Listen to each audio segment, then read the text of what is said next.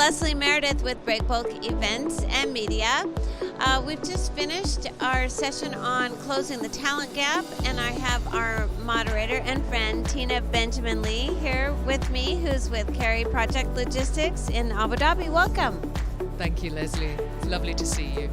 Can you believe it? It has been such a long time. 2 years, who would have thought? But here we are back again, crowded hall, great session that you moderated. Tell me first of all, if you could sort of quantify or describe the severity of the talent gap today, say versus 2 years ago. I think we already had a talent gap 2 years ago because we talked about that previously. But I think with COVID, people want to be closer to home. There's much more of a move towards e-commerce. And I think we're just not communicating how interesting our profession is. All right. So do you think that gap has moved at all in the intervening 2 years? I think it's got wider. Josh, who you interviewed earlier, who was on the panel, they ran a poll on the internet, on LinkedIn. The 500 people responded and 86% agreed there is a talent gap. All right. So how are we going to fix it? If only I had the answer to that. I think we need to have industry collaboration, something that Floor is working on. We need to look at how we communicate as an industry. We are very old-fashioned, and we need to be attuned to what young people want, how young people communicate, much more media savvy, and show what project logistics is all about. Because it is, excuse me, a fascinating career choice. Well, I always enjoyed my choice, and we all know that, you have those of us who are in the industry, we know we have opportunities to work in countries that you rarely would visit on a holiday. You have the ability to see a project from cradle to grave, to see something in the strategic phase all the way through to commissioning, delivery. And for someone who's looking to make an impact, make a difference in the world, what might this industry offer them? I think you have the ability to be part of the renewables industry. We look at projects such as wind energy, hydro projects. We look at how we can reduce our CO2 impact as an industry. So you can make an impact purely by being part of the industry and finding those solutions. Excellent. All right. So one thing that one of your panelists mentioned was making project forwarding hip. I'd like to know how you're going to do that.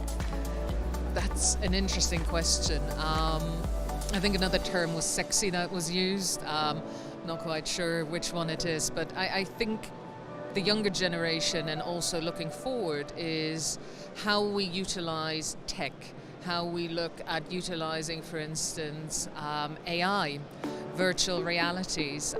How do we translate what we do through modern technology or future tech? Yeah, that would certainly have appeal. Now, when you are looking to hire a new member for your team, what are the qualities that you are looking for beyond, say, a degree or something else? What makes, a candidate attractive to you? I think somebody who has an open mind, somebody who thinks global but also understands local. As we know, our industry is very global, but our projects are local. I think I'm just looking for somebody who's willing to have an open mind about origins, about destinations, who enjoys intercultural exchanges, and who is happy to apply themselves. Somebody who's willing to think outside of the box, who's not looking for a standard 9 to 5. Right. Well, this industry certainly is not standard 9 to 5. So, if you're in an interview situation, what question do you think has been most informative or enlightening to you to really get a sense of the candidate's potential? What have been your travel plans in the last 3 years? That would have been pre-COVID. I think, an important question is, what can an employer add to your enjoyment, your work-life balance? What do you see as a good employer who adds value to your career? That's interesting that you bring up work-life balance, because I think that's become a really hot topic, and especially among younger workers, and being in lockdown for so long, that a work-life balance with the emphasis more on life has also become more important. How do you rectify that with the demands of project logistics, which is definitely not a 9 to 5? It's an interesting question, and one I don't really have an answer to. I think looking at modern tech, we are able to work remotely. COVID has shown that you don't need to be in the office in order to do your job. You don't necessarily need to be in your country to do your job. That said, we are not a 9 to 5 industry, and you need to also have that flexibility to make allowances for time differences for different working days. Part of the Middle East works on the Arabic working week. The UAE is now on the new weekend. So again, it's having that flexibility, and that is of course a two-way street. Yeah, absolutely. All right, well, I want to thank you so much for giving us your views on this, and hopefully as we move into this year, we'll start filling that gap.